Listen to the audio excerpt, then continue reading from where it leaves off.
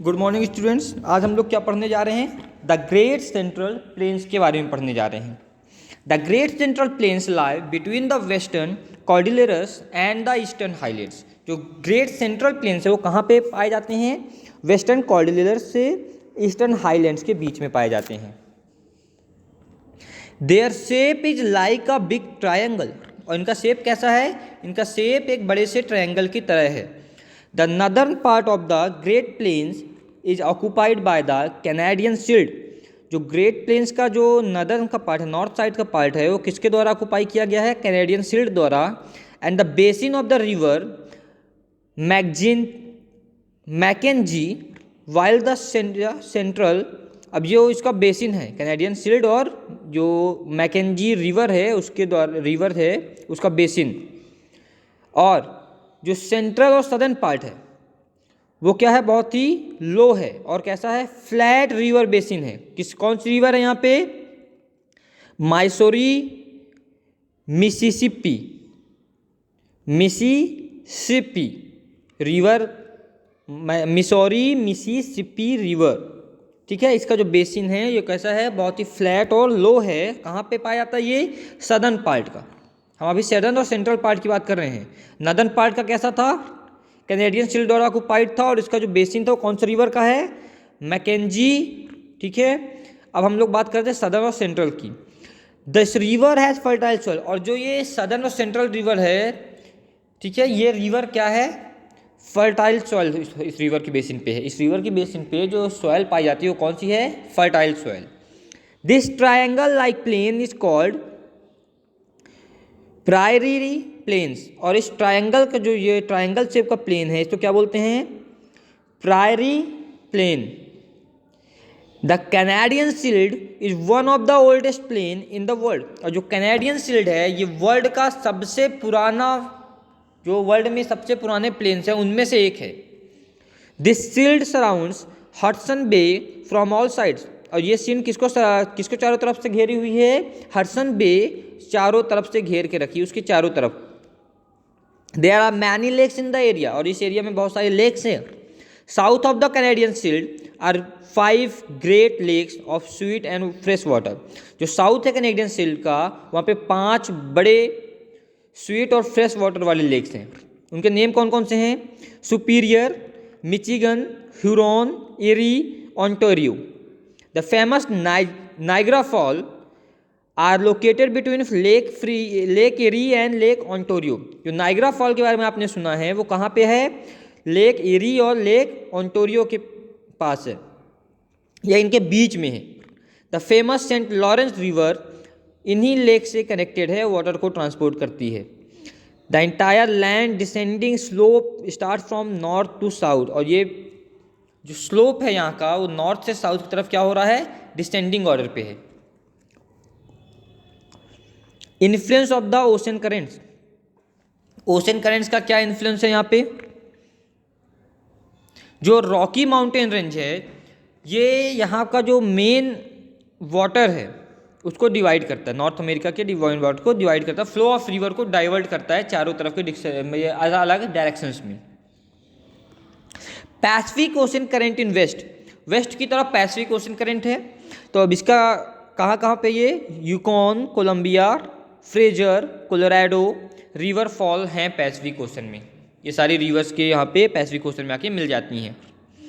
Atlantic ocean current in east, the river which fall here are Saint Lawrence. कौन कौन सी river है यहाँ पे जो यहाँ पे आती हैं, गिरती हैं, मिक्स होती हैं? Saint Lawrence, Mississippi, Missouri and Rio Grande. ठीक है, और ये जो मिसिसिपी रिवर है ये डेल्टा क्रिएट करती है। ठीक है, गल्फ ऑफ मैक्सिको में आके फिर मिल भी जाती है। Arctic current in north of the river which fall into Arctic ocean. अब आर्कटिक ओशन में कौन कौन सी रिवर मिक्स होती हैं? Mackenzie, Churchill, Nelson river. Climatic condition के बारे में अगर हम लोग बात करें तो यहाँ पे 4 फैक्टर हैं जो नॉर्थ अमेरिका के क्लाइमेट को क्या करते हैं? इफेक्ट डालते हैं उसमें। पहला है the latitudinal expansion of the continent. Continent का जो लैटिट्यूडनल एक्सपेंशन है पहला वो है। North America extend from the tropics in south to the sub tropical in the central. North America की जो एक्सटेंशन है वो कहाँ से कहाँ तक है? ट्रॉपिक्स साउथ से सब ट्रॉपिकल सेंट्रल तक, south to the Arctic in the north, और साउथ से लेकर के आर्कटिक तक। आर्कटिक कहाँ पे है? नॉर्थ में। Therefore the southern part is comparatively hot and the central part relatively hot and cold and the northern part was very cold. अब जो इसकी कारण क्या है, जो सदर्न पार्ट है वो बहुत ही गर्म रहता है, central part hot and cold वाला सीजन रहता है, नदर्न पार्ट में बहुत ज़्यादा ठंडक होती है। It has a large variety of climates, यहाँ पे बहुत सारी वैराइटीज हैं क्लाइमेट्स की। Most of north America is at the temperate zone, और बाग जो नॉर्थ अमेरिका है तो मोस्टली किस में आती है? ये टेम्परेट जोन में आती है। Effect of surface diversities, surface diversities का क्या इफेक्ट है?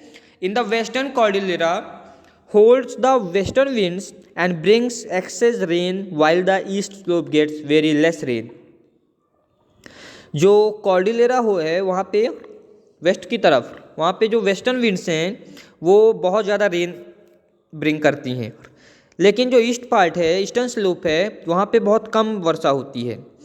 That is why the plains of prairie receive very less rain, इसी कारण से जो प्रायरी प्लेन्स हैं वहाँ पे बहुत कम बारिश होती है। But as we move from the plains of prairies to east, और जैसे ही हम यहाँ से ईस्ट की तरफ मूव करेंगे, साउथ ईस्ट प्लेट्यूज और माउंटेन्स हैं, रिवर्स हैं, वहाँ पे इंक्रीज होती है rains.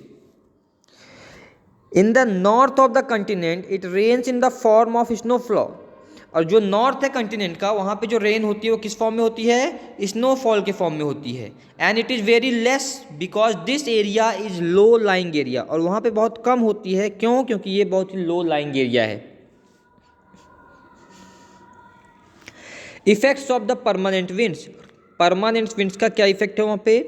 In the western cordilleras and the highlands in the east both extending from north to south have very vast plain. जो कॉर्डिलेराज का वेस्ट कॉर्डिलेराज है और जो हाईलैंड्स हैं ये ईस्ट में, वेस्ट में कॉर्डिलेरा और हाईलैंड्स कहाँ पे हैं? ईस्ट में। ये नॉर्थ से साउथ की तरफ अगर हम लोग बात करते हैं एक्सटेंड होते हैं, तो कैसे प्लान्स हैं? ये बहुत ही वास्ट बड़े प्लेन्स हैं। The polar winds from north in winter and the hot summer winds from south affect the vast plains. Polar winds जो हैं कहाँ से? नॉर्थ से चलती हैं विंटर के समय, और हॉट समर विंड्स साउथ में चलती हैं। ठीक है, तो साउथ में, तो ये क्या है? इस वास्ट प्लेन को क्या करती हैं? बहुत ज़्यादा इफेक्ट डालती हैं इसमें। Therefore it is cold in winter, इसी कारण से विंटर के समय कोल्ड होता है और समर के समय हॉट होता है। क्यों?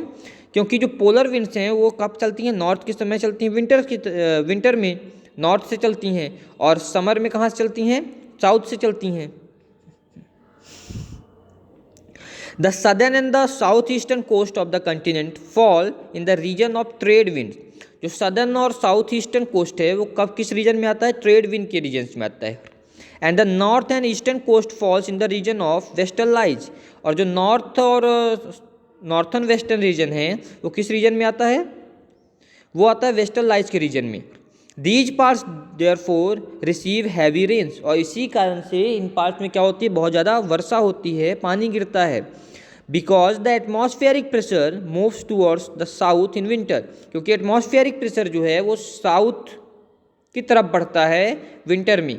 और western lies start blowing over western California, और वेस्टर्न लाइज वेस्टर्न कैलिफोर्निया के पास से गुजरता है या ब्लो होना चालू होता है। This brings winter rains to California, और यही जो है कैलिफोर्निया में विंटर रेन्स लाती है। The monsoon winds affect the Mexican region, जो मॉनसून विंड्स हैं वो मैक्सिकन रीजन को भी अफेक्ट करती हैं। The gulf therefore it receives rains in the summer, और इसी कारण से यहाँ पे समर में भी वर्षा होती है। Because of the effect of trade winds, trade winds के इफेक्ट के कारण the gulf of Mexico and the south eastern coastal areas receive the rains throughout the year. Trade winds के कारण जो गल्फ ऑफ मैक्सिको है और south eastern coastal area है वो पूरे साल वर्षा वहाँ पे होती है। Effects of current, the hot and cold currents flowing near the coast affect the climate mostly. जो हॉट एंड कोल्ड करंट्स है वो क्या करती है, पूरे क्लाइमेट को अफेक्ट करती है। कहाँ के क्लाइमेट को, coast. The gulf stream flows along the south eastern coast. जो गल्फ स्ट्रीम है वो साउथ ईस्टर्न कोस्ट से फ्लो होती है of the continent, and the Alaska current flows along the north western coast. और जो अलास्का करंट फ्लोज वो कहाँ से फ्लो होता है, Alaska current north western coast में फ्लो होता है, मीन्स नॉर्थ से वेस्ट की तरफ। Because of the effect of these currents the temperature near the coast was not dip very low. और इन करेंट्स के कारण जो टेम्परेचर है वो बहुत ज़्यादा गिरता भी नहीं है, और इसी कारण से यहाँ देर रिसीव सम रेन ऑल्सो, और यहाँ कुछ वर्षा भी होती है। The cold Labrador current passes by the northeastern part and the California current flows along the southwestern part। जो कोल्ड लैब्राडोर है वो किधर से किधर की तरफ चलता है, वो नॉर्थ से ईस्टर्न पार्ट की तरफ चलता है, और कैलिफोर्निया करंट जो है वो साउथ से वेस्टर्न पार्ट की तरफ फ्लो होता है। They make the climate of these coastal regions extremely cold. और यही क्या काम करते हैं, इन कोस्टल एरियाज के जो टेम्परेचर है, क्लाइमेट है, उसको बहुत ठंडा बनाते हैं। Near Newfoundland the cold and hot currents meet and this region remains covered with dense fog. अब जो न्यू फाउंडलैंड है वहाँ पे कोल्ड और हॉट करंट क्या होते हैं, आपस में मिलते हैं, और इसी कारण से यहाँ पे क्या रहता है, बहुत ज़्यादा डेंस फॉग होता है, कोहरा छाया रहता है। In these condition navigation becomes difficult. और इन कंडीशंस में नेविगेशन बहुत ही मुश्किल काम होता है। The changes in temperature and the fog was very helpful for fishing and therefore. और जो टेम्परेचर में चेंजेज हो रहे हैं और जो फॉग है वो फिशिंग में बहुत मदद करता है, और इसी कारण से this area is famous all over the world for fishing. ये पूरा एरिया फिशिंग के लिए पूरे वर्ल्ड में फेमस है। ओके स्टूडेंट्स, इसके बाद हम लोग नेक्स्ट वीडियो में पढ़ेंगे distribution of rainfall. Thank you so much.